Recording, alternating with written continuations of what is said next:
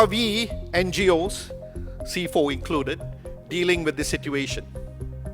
Confronted as we are with this serious situation of the rise of technology, and we are way, way behind in keeping up with this technology. And as you know, the technology changes very fast. How do we keep up with these trends? Second, are we equipped to do it? Today, I'm afraid it's not so simple to follow the money, especially with the covert and highly technological equipments available to these powerful business and political leaders. So what do? The new approach is follow the players, follow the people. The criminals out there are also using the same tools to enrich themselves, to manipulate the system and to develop better situations for private gain. So we need to beat the system, how technology can actually be used. We need to scale up our efforts. We have transparency, traceability, auditability, and immutability. I guess people who are actually against, or rather after people who are corrupted, or to prevent corrupt activities, these are the very things that are going to serve your purposes.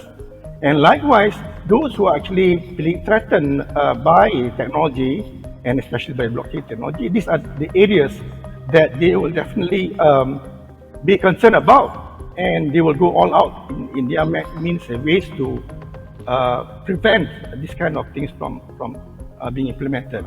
But any deviation practices that a reasonable person will expect, you can actually basically say there's something wrong in there, that something needs to be investigated, and this can be recorded on the blockchain. All these mechanisms can eliminate monopoly or intermediation and leave very little to personal human discretion.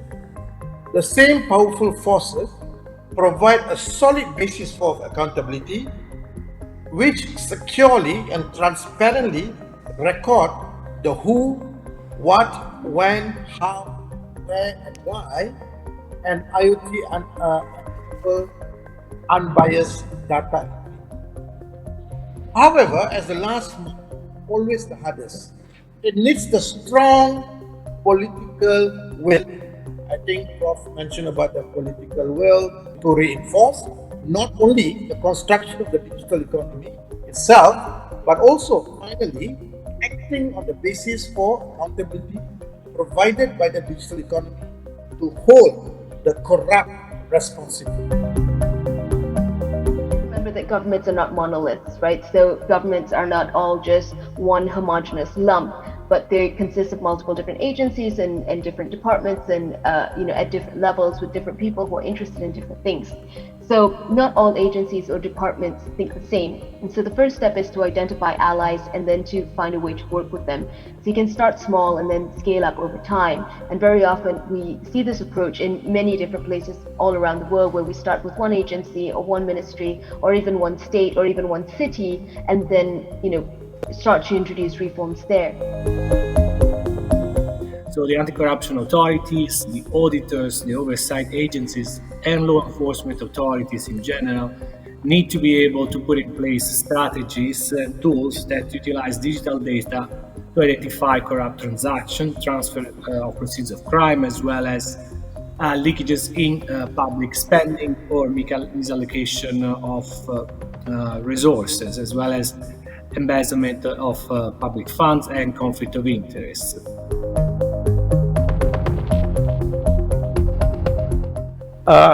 When we say looking at using technology, always challenge fundamental business assumptions. Why are we doing things the way we're doing now? Or can we do things differently with technology?